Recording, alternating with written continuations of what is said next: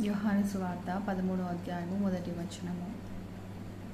వారిని అంతము వరకు ప్రేమించెను. అయితే ఈ కాంటెక్స్లో మనం చూసినట్లయితే Jesus nose that his hour had come and he was fully aware that his death on the cross was near.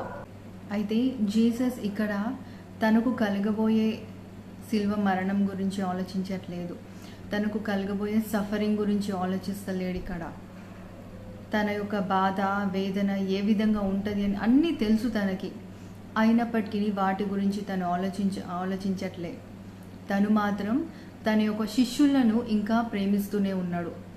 అంటే ఆ యొక్క సిచ్యువేషన్లో కూడా తన మనసు, తన హృదయం అంతా తన యొక్క శిష్యుల మీద ఉన్నటువంటి ప్రేమ, ఆ యొక్క ప్రేమతో నిండి ఉన్నది యేసు యొక్క హృదయం. అయితే యేసు ప్రభు యొక్క ప్రేమ వారి యొక్క శిష్యుల ఎడల అది యేసయ్యతోని వారు ఉన్నందుకో, లేకపోతే వారు ఏదో పర్ఫెక్ట్ అనో, వారు ఏదో దేవునికి ఫెయిత్ఫుల్గా ఉన్నారనో కాదు.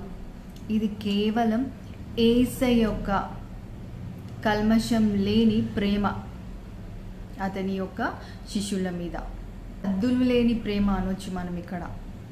ఎందుకంటే even when he knows one would betray him and one would deny him and all would flee from him, అయినా కానీ Jesus loved them.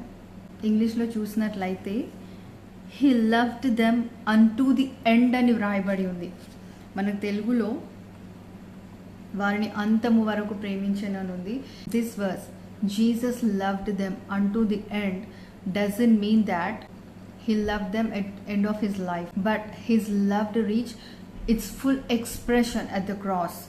His love endured rejection, betrayal, pain and death. It was a love that transcended human understanding, a love that goes beyond what we could ever deserve or repay. యేసయ్య యొక్క ప్రేమ అది మనం admire చేయడమే కాదు, కానీ మనం యేసయ్యలాగా ఉండాలి, యేసయ్యని follow చేయాలి మనం. To love unto the end means you love with endurance, grace, and without expectation of return.